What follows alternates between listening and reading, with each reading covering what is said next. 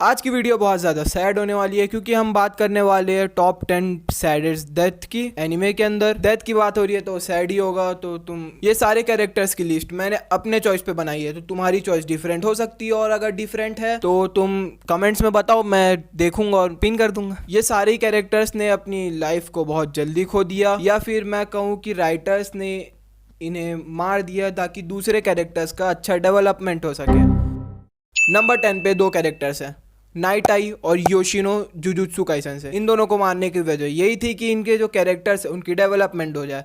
Night I के मरने के बाद डेकू की डेवलपमेंट हो गई थी, और योशिनो के मरने के बाद यूजी की डेवलपमेंट हुई थी। दोनों कैरेक्टर्स को बहुत ज़्यादा पावर अप मिल गया था उसके बाद, लेकिन इन दोनों कैरेक्टर्स की डेथ बहुत ज़्यादा सैड लगी थी। नंबर 9 साशा या पोटैटो गर्ल। ये फैंस फेवरेट कैरेक्टर थी अटैक ऑन टाइटन से, लेकिन अटैक ऑन टाइटन हर चीज़ें अच्छी हो गई थी, लेकिन गाबी को सेटअप करने के लिए साशा को मारना पड़ा, जो मेरे को उतना कुछ पसंद नहीं आया क्योंकि साशा। नंबर 8 हांजी। अभी जो अटैक ऑन टाइटन का नया वाला सीजन का लास्ट पार्ट आया था उसमें हांजी नहीं, लास्ट नहीं, सेकंड लास्ट, उसमें हांजी की डेथ मिली। हांजी उस लास्ट पार्ट में अपने आप को सेक्रीफाइस कर देते हैं ताकि उसके दोस्त पूरी दुनिया को बचा सकें, और ये मेरे को बहुत ज़्यादा अच्छा लगा क्योंकि सर्वे कॉप्स का यही काम रहता है, और हांजी ने उस चीज़ को फुल पोटेंशियल पे जिया। क्या नंबर 7 पे भी दो ही कैरेक्टर्स हैं जिनके नाम है रेन गोकू और आसुमा सेंसे। इन दोनों के भी डेथ मुझे बताने की ज़रूरत नहीं है कि जो मेन कैरेक्टर्स हैं उनकी डेवलपमेंट में बहुत ज़्यादा हेल्प करा है। आसुमा की डेथ के बाद शिकामारू थोड़ा मैच्योर हो जाता है, और रेन गोकू की डेथ के बाद तानजीरो के अंदर थोड़ी समझ आ जाती है कि हमें स्ट्रॉन्ग बनना पड़ेगा क्योंकि जो डीमंस है वो बहुत ज़्यादा स्ट्रॉन्ग है, हम उनसे मुकाबला करने के लिए हमें थोड़ी स्ट्रॉन्ग बनना पड़ेगा, हमें ट्रेनिंग करनी पड़ेगी। इसी के बाद वो अपर मून 6 को मारता है। Number 6 Sakura. ये वाली नहीं, Sakura I want to eat your pancreas वाली। उसकी डेथ जो रहती है मतलब वो बहुत ज़्यादा सैड रहती है। मतलब अगर तुमने स्टार्टिंग में देखा है उस एनिमे को, जब तुम स्टार्ट कर रहे थे, तो तुम्हें पता होगा कि तुम पूरे डिप्रेशन में चले जाओगे उस एनिमे को देखने। मेरी एग्जाम्स चल रहे थे तब मैंने उस एनिमे को देखा, और मैं इतना सैड हो गया था कि मैं एग्ज़ाम की पढ़ाई नहीं कर रहा था बिल्कुल। वैसे भी नहीं करता, लेकिन हाँ नहीं कर। ये सब दोगलापन है, मैं तेरा दोगलापन उतारता हूँ अब। उसकी डेथ तो ठीक है, लेकिन उसके बाद जो लेटर छोड़ के जाती है और जब वो लड़का उस लेटर को पढ़ता है, तो तुम कितने भी बड़े चैड बनो, तुम रोने से नहीं रोक सकते अपने आप को। नंबर 5 नेजी।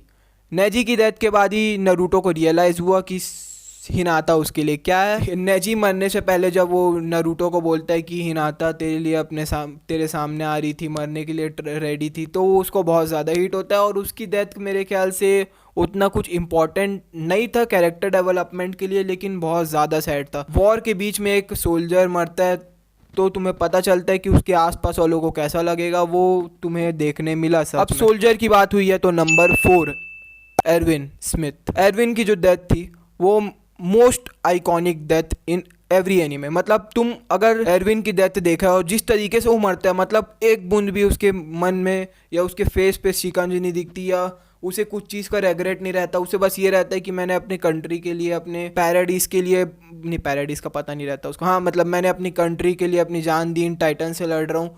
वो चीज़ बहुत आइकॉनिक रहती है। उसे पता रहता है कि वो बीस्ट टाइटन के सामने कुछ नहीं कर पाएगा, तो वो ऐसे बंदे को बोलता है जो सच में कुछ कर पाएगा बीस्ट टाइटन के सामने। अब इसीलिए लिवाई को रास्ता देने के लिए वो और अपनी पूरी स्क्वाड के साथ चले जाता है बैटलफील्ड में। बैटलफील्ड से बच तो जाता है, लेकिन लिवाई उसे चूज़ नहीं करता, और आर्मिन को चूज़ कर लेता है। वो बहुत ज़्यादा ही पेनफुल रहता है। चेरी ऑन टॉप की एरविन ने खुद मना करा था कि मेरे को मत लगाओ, तो वहाँ पर तुम रो ही दोगे कैसे भी कर। Soldiers push forward!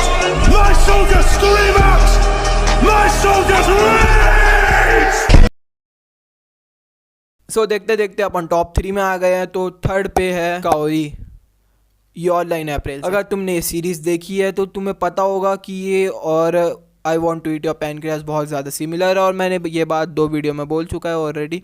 लेकिन हाँ, I want to eat your pancreas में उसके पास उसको स्टोरी मतलब स्क्रीन टाइम बहुत कम रहता है, इसलिए उतना ज़्यादा फील नहीं होता। लेकिन इसमें इसके पास बहुत ज़्यादा स्क्रीन टाइम रहता है, और तुम्हें इतना ज़्यादा मतलब बुरा लगता है कि जब वो लेटर पढ़ेगा और पता चलता है उसका जो अप्रैल का लाई था।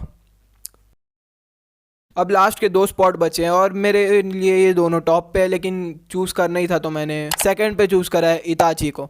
मेरे को इताची की डेथ बहुत ज़्यादा सैड लगी क्योंकि मुझे उसका तुरंत पहले से पता था, स्पॉयलर्स, लेकिन हाँ मेरे को उसका तुरंत पता था और मेरे को पता था कि क्यों उसने सैक्रिफाइस करा अपने आप को। वो एनीमे में वो पीक मूवमेंट था, वो जब इताची मरता है मेरे लिए, तब मैं एनीमे फैन सही में बन गया था। मेरा फेवरेट कैरेक्टर इताची इसीलिए बना क्योंकि वो अपने भाई के लिए अपने आप को सैक्रिफाइस कर देता है ताकि उसका भाई स्ट्रांग बने। अब टॉप 1, सही गैस करा तुमने, Jiraiya Sensei. Jiraiya Sensei Naruto के लिए फादर फिगर थे, लेकिन जब उसकी डेथ होती है तो नारुतो की हालत बहुत ज़्यादा ख़राब हो जाती है और ये सच में होता है। तो और जब वो डेथ होती है और जब वो छोटा मेंढक, क्या नाम रहता है उसका, वो मतलब बताता है तो नारुतो एकदम से शॉक में चले जाता है। वो चीज़ बहुत सिक थी।